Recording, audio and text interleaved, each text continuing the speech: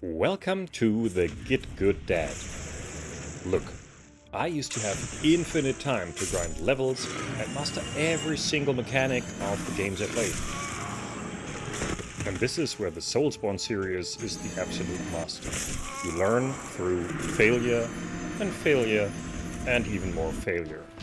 And this is how you learn and get good in the end. I'm taking on the hardest gaming challenges, Soulspawn challenge runs, with the absolute minimum amount of time a dad has to offer. My philosophy is simple: play, fail, learn, get good, master, and enjoy. Because in the end, gaming is about enjoyment, especially when your time is precious. My goal is to share what I learn so you can get the most out of your own limited sessions. By day, I'm a professional and a dad of 2 girls, aged 1 and 4. Life is loud, messy, and non-stop. But at night, when the house finally goes quiet, I have about 60 minutes to reclaim my gamer soul. This is Soul Level 1. No levels, no safety net. Let's see if we can still get good between work and diaper changes.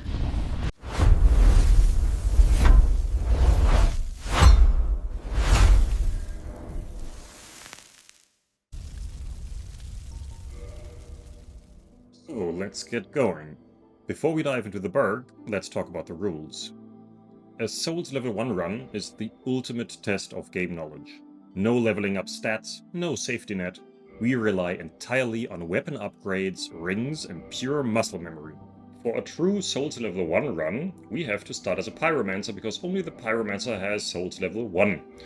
As you can see here, my dad brain tricked me and I just started with the Thief going to level 5 immediately, which is obviously not correct. Even though I beat the game already 3 times, I realized it halfway through the session that the gameplay was so intense I didn't want to scrap it.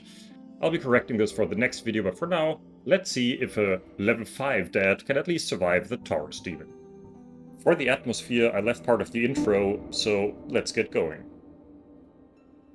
In the age of ancients, the world was unformed, shrouded by fog. A land of grey crags, arch trees, and everlasting dragons.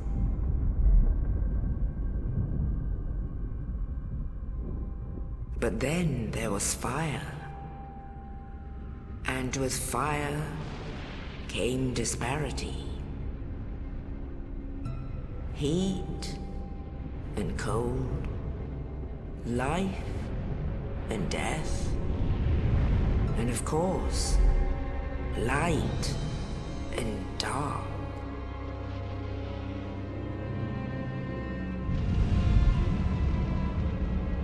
Then from the dark they came and found the souls of lords within the flame.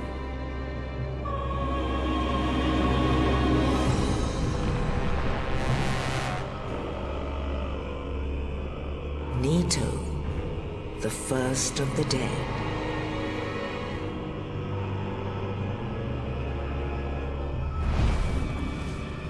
The Witch of Izalith and her daughters of Chaos. Gwyn, the Lord of Sunlight, and his faithful knights. And the furtive pygmy, so easily forgotten.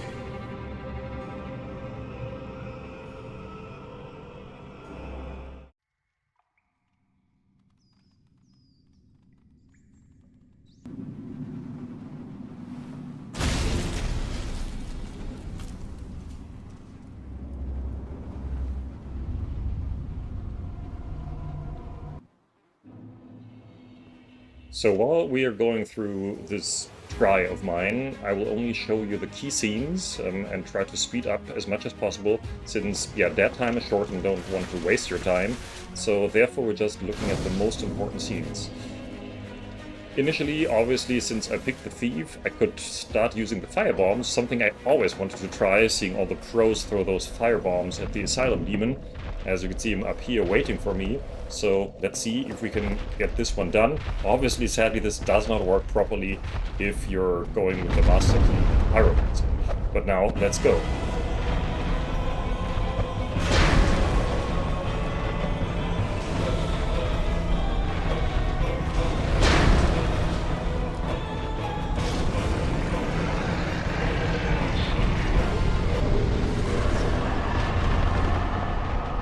Bam, that was easy. Much easier than expected. First try, and okay, you throw 5 firebombs, and that's it. So yeah, if you're into this kind of content and you want to follow me and support, yeah, like, subscribe, click on the notification bell, you know this. Now we're really getting into the game, so let's pick up the target shield and the bandit's knife. Obviously for the pyromancer, it's the hand axe. Very similar from the damage output for those initial parts here. And now let's go hunt some hollows. What I'll be trying throughout the game is parry as much as possible, so I'll not 100% parry every parryable opponent, but parrying just brings so many benefits and just makes the game a lot easier, especially if you're on Souls level 1, but you need some sort of training to be good enough at parrying, and this is what we'll also focus on throughout the series. How to parry enemies in the best way possible, which is definitely a skill that can be learned. But now let's listen to what he has to say. Oh, you're no hollow. Sorry, but no time for this. So let's get back into parrying. Parrying is a mechanic I have always been afraid of. And as you can see here, I am definitely not a parry god. What you can see in the short clip, if you do a partial parry, you take little damage, so it's definitely good to do a parry properly, because either you riposte and just basically instantly kill all normal enemies, or you do a partial parry, which negates most of the damage you would otherwise receive. If you are still struggling with parries, maybe you are still in the position I have been 3 or 4 years ago. I always loved the mechanic, the amazing sound and how much damage you can output, but yeah, you have to make it work, and when I tried, I basically always failed pretty quickly and got too much damage, so I stopped using and trying it because I just thought I'm not good enough for this. But yeah, in the Git Gud Dad channel, it's all about getting good, so what did I do to get good? The answer is Sekiro. You probably know the game, maybe you've played it already, and if you have, you're probably better at parrying than I am, because you can only beat Sekiro if you learn how to parry. But now, let's head off to the Firelink Shrine. Only in the ancient legends it is stated that one day an undead shall be chosen.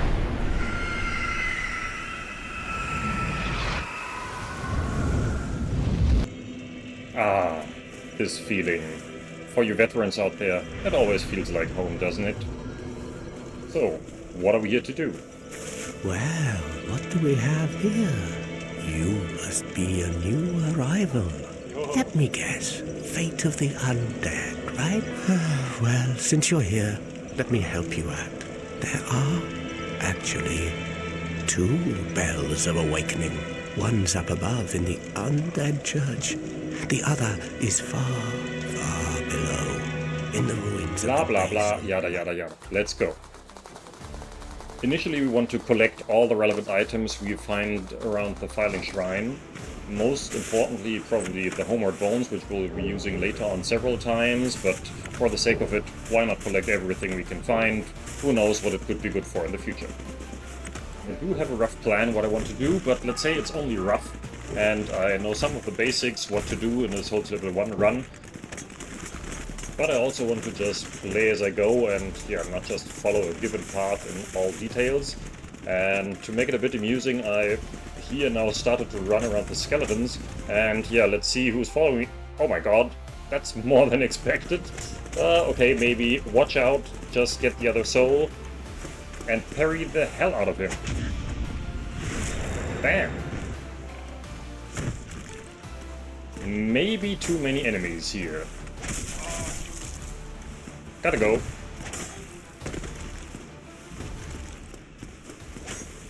let's take a drink or two. And now we can go back to parrying. Skeletons are definitely not easy to parry because they have quite a versatile moveset. You can see it here. And here I only parried the second of the hits. And 2 opponents at once is always extremely challenging. So it's quite hard where to focus on. What I always try to do is focus on one of the targets and as good as possible pull them apart. But this is definitely not always possible.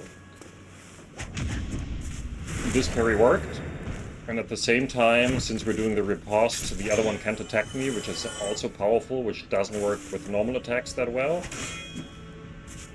But here I did a partial parry, and these double slams are extremely hard to parry. They come super fast, and I think I've never even managed a single parry of those. So for those, just watch out. Luckily, even at Souls level 1, they are not deadly if you are at good health. And you can see my parry skills here are very mediocre. But if you can watch out for some of the moves like this overhead delayed swing, that is a very good parryable one against the skeletons. But now let's head into the Undead Burg, where the real fun starts.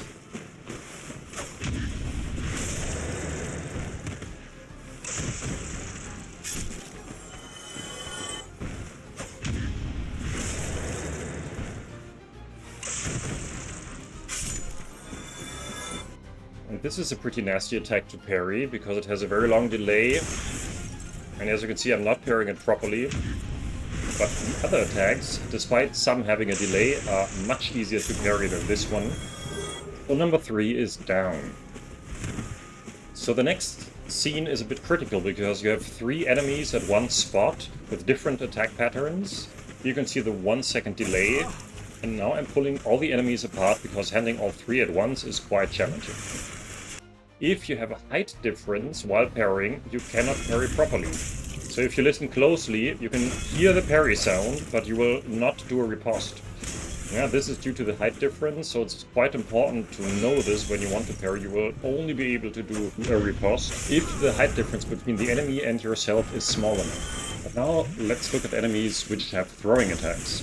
So you cannot parry throwing attacks, as you can see here. I parried perfectly, but nothing is happening. So the only way to go about here is either attack normally or do a backstab. But now let's ramp up the speed a little. Run.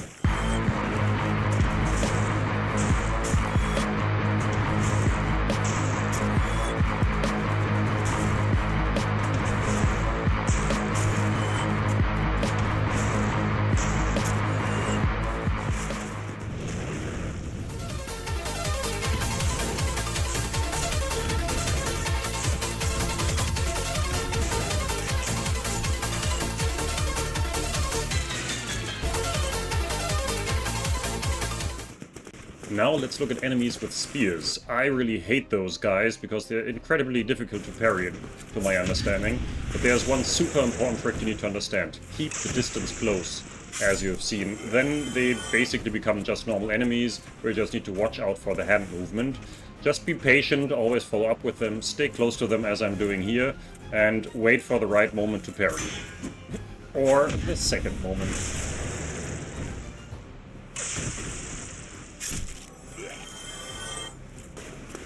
Now I'm taking one of the most important steps. We need to buy our weapons for the run. So therefore let's talk to the Undead Merchant and buy some stuff. In a Souls level 1 run, we are very limited by our stats to what we can even wear. So therefore only a specific set of items is possible for us to buy. We're starting here off with the Residence Key to get the Gold Pine Resin a bit later. And then the weapon of choice is the Reinforced Club. It can be one-handed or two-handed. And since we are focusing on parrying, I will also be looking at the Buckler Shield. And in some specific occasion it's said that the short bow is quite good. And for damage negation, let's also go for the Heater Shield. And spend the rest of the souls for some arrows. Lucky guy that we don't need the Uchigatana this run. Now let's get sexy and kill some further hollows. One of the hardest things in an SL1 run is that you cannot underestimate a single enemy, because anything and anybody can always kill you. And as a small proof point,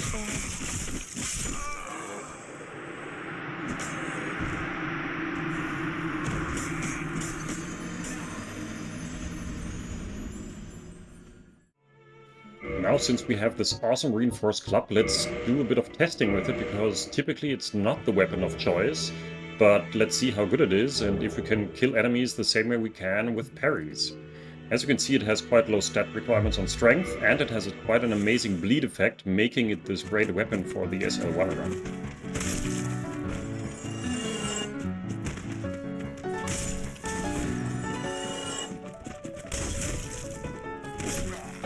Seems to work quite well.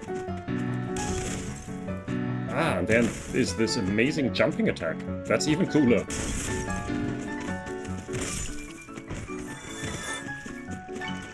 And always when you think you have things under control, things like this happen.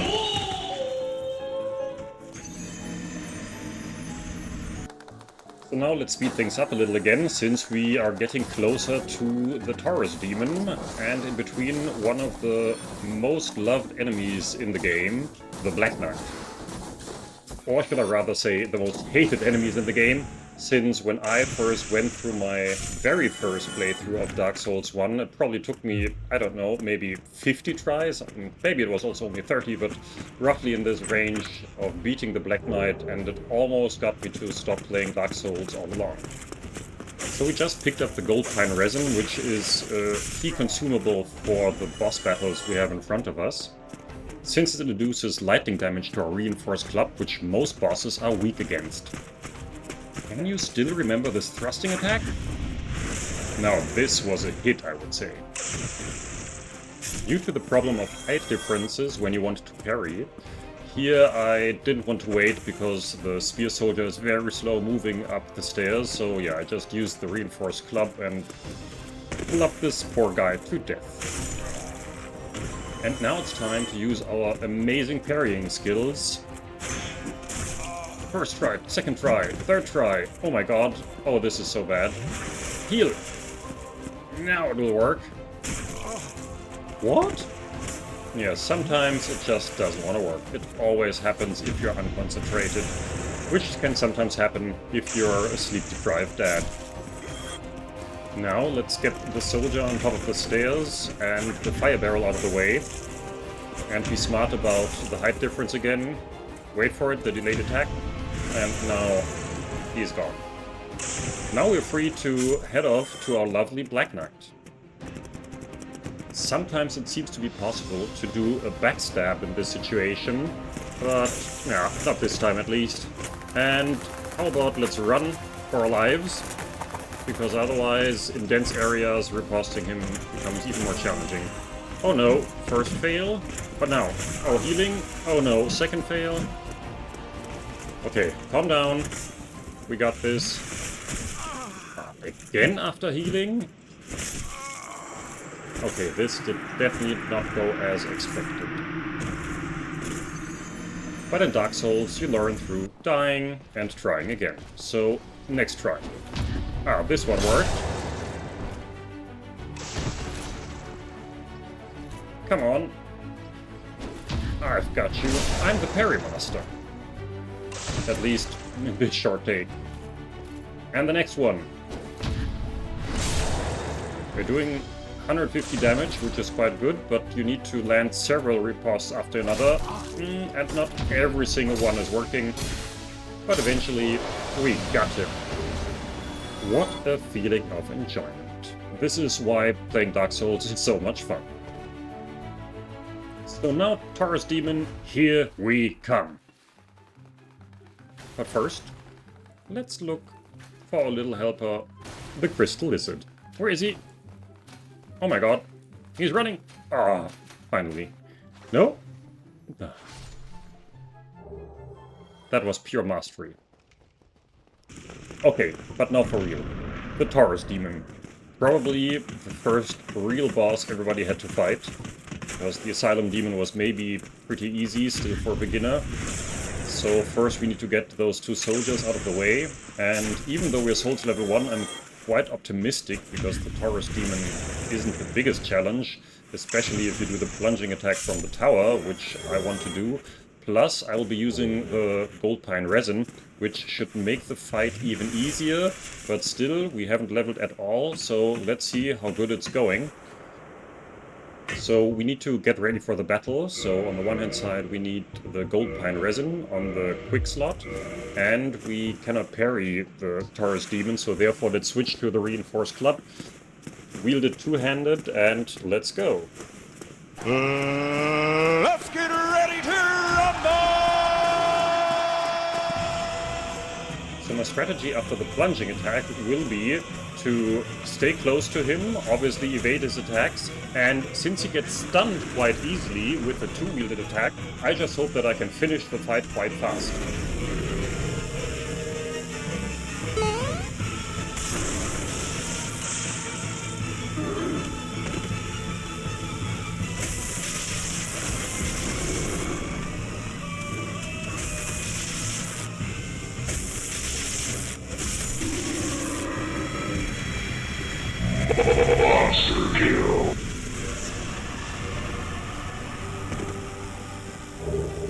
Wow, that was a hitless one. I didn't expect that. Yeah, probably a bit of luck. The strategy also worked out. So, all in all, I think it was a good fight. In the end, what counts is he's down. Taurus demon defeated. That rush, that's the enjoy phase I was talking about. Even after finishing this game 3 times, doing it at low level, with the clock ticking against me, makes it feel brand new again. But in Lordran, relief is always short-lived. We're heading towards the bridge now, and I can already hear the wings of the Hellcat dragon. He is waiting, and things are about to get a lot more heated. But for tonight, my quest ends here. I can see the baby monitor on my desk, and my time window for tonight has officially slammed shut. Duty calls. Next time, the Git Gud Dad will be back as a true Souls Level 1 character, heading for the gargoyles and hopefully avoiding becoming Dragon Toast. If you're a parent trying to find time for your passion or just love the struggle of an SL1 run, I'd love to have you along for the journey. Hit subscribe and best leave a comment, and I'll see you in the next video. Until then, stay good.